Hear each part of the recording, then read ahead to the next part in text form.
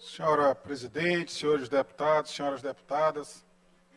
Presidente, eu queria primeiro que corrigisse o tempo, são 10 minutos. Corrijam o tempo para o deputado. Eu agradeço, senhora presidente. Senhora presidente, senhores deputados, senhoras deputadas, membros da imprensa, pessoas que nos acompanham pelos canais da TV Assembleia, servidores da Casa, povo do Maranhão.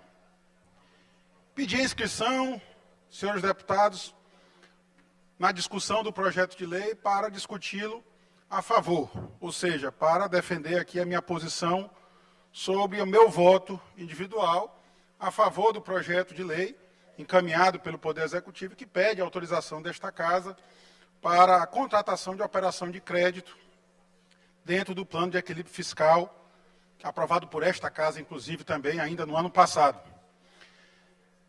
E vi a tribuna na discussão exatamente para fundamentar a minha posição, para explicar ao povo do Maranhão o porquê que estou votando a favor do projeto.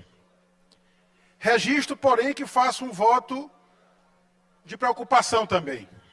E digo isso porque, ainda no passado, também em regime de urgência, requerido por algum parlamentar da base do governo, votamos o que depois se tornou a lei sancionada, Lei 11.898, que autorizava o governo a antecipar o crédito do Fundef. Era a sua equivalência a uma operação de crédito que seria licitada pelo governo para que o crédito do precatório do Fundef fosse antecipado na parte que se refere aos 40% de investimento para manutenção e desenvolvimento do ensino, ou seja, não se pedia antecipação do valor devido aos professores, mas apenas dos 40%. Essa Casa, em regime de urgência, aprovou, salvo engano até por unanimidade, ou talvez um ou outro voto isolado contrário, e virou lei. A antecipação acabou não ocorrendo, o governo não praticou os atos necessários. Em seguida, nós votamos, e também foi convertida em lei, uma lei que autorizava o Poder Executivo a pedir à Secretaria do Tesouro Nacional a adesão ao plano de equilíbrio fiscal, que é um plano emergencial do governo, deputado Júlio Mendonça, para permitir que os entes federados subnacionais recuperem, façam seus ajustes fiscais. Aprovada por esta Casa, foi também sancionada pelo governador como Lei 12.107.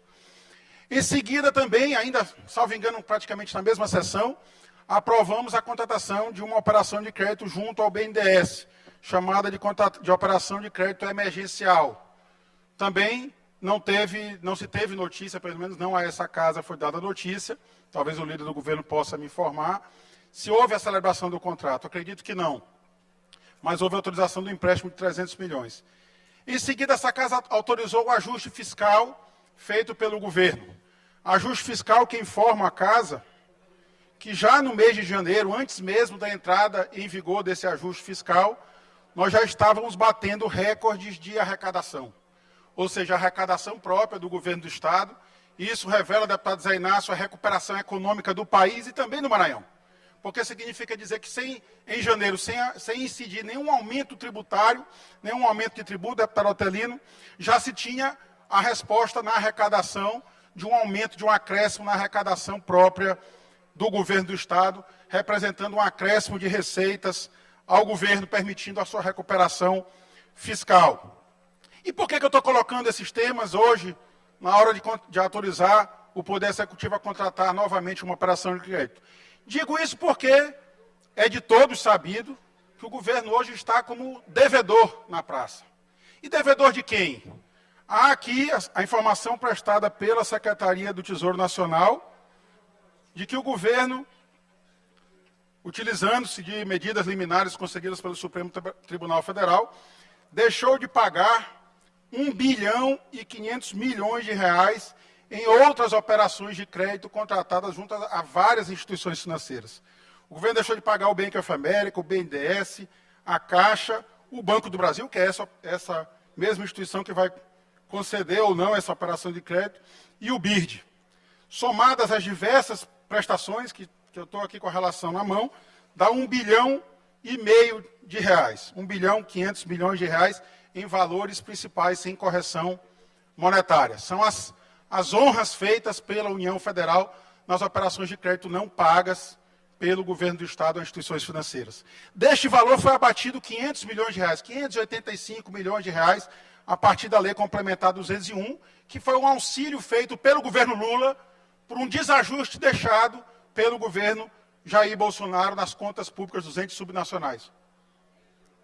Essa dívida, então, portanto, está um pouco acima de R$1 bilhão, acredito eu, hoje.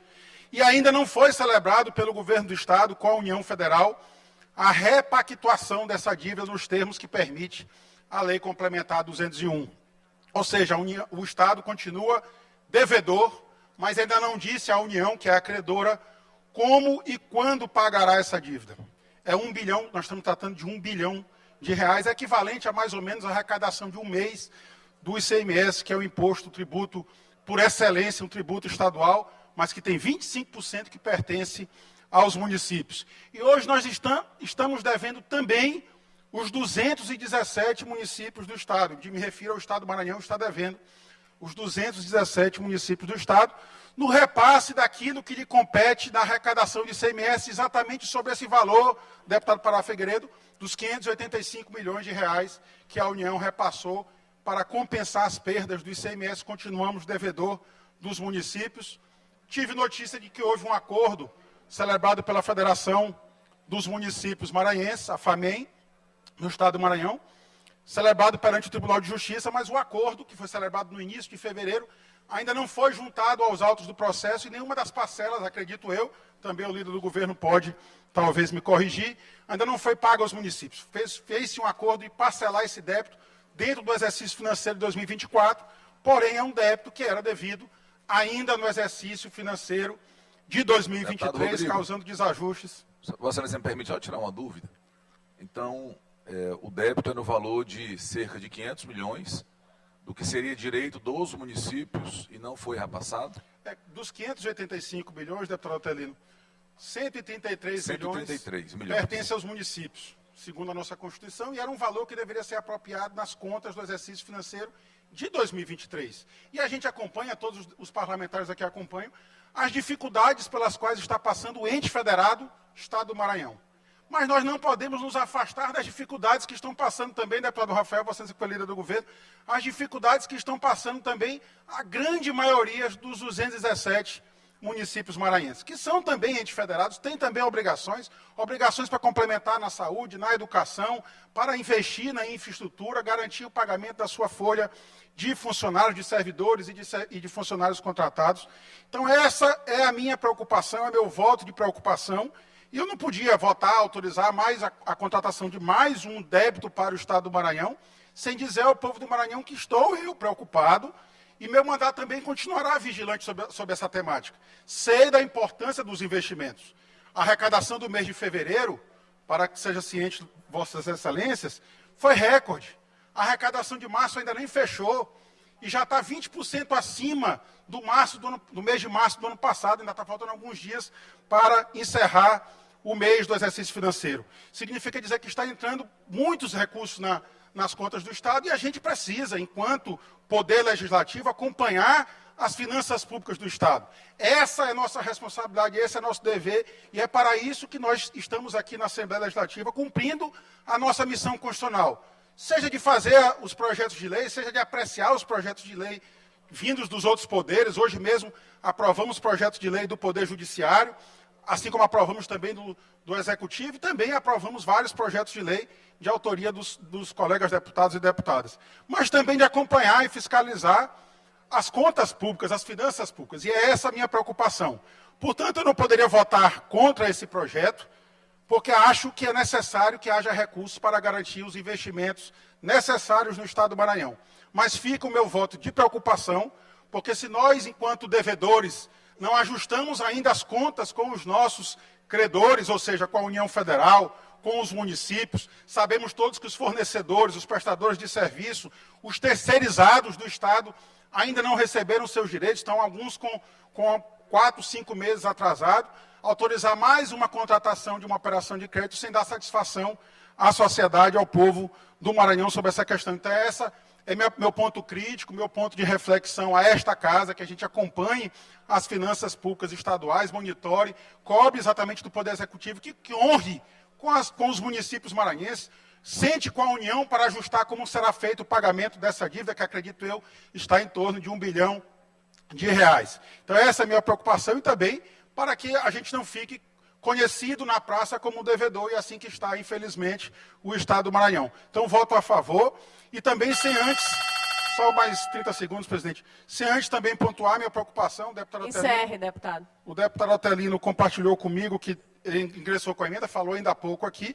Eu me preocupo com a rejeição dessa emenda liminarmente aqui pelo plenário, porque o projeto não passou sequer uma sessão em pauta. E no dia que foi incluído em pauta, encerrou. Eu já sofri com isso, deputado Otelino, e eu compartilho minha solidariedade com Vossa Excelência, porque teve também um projeto nessa casa, que eu fiz uma emenda individual e não consegui apresentar, porque o projeto foi votado sem permitir a sua inclusão devida na pauta para emendas individuais.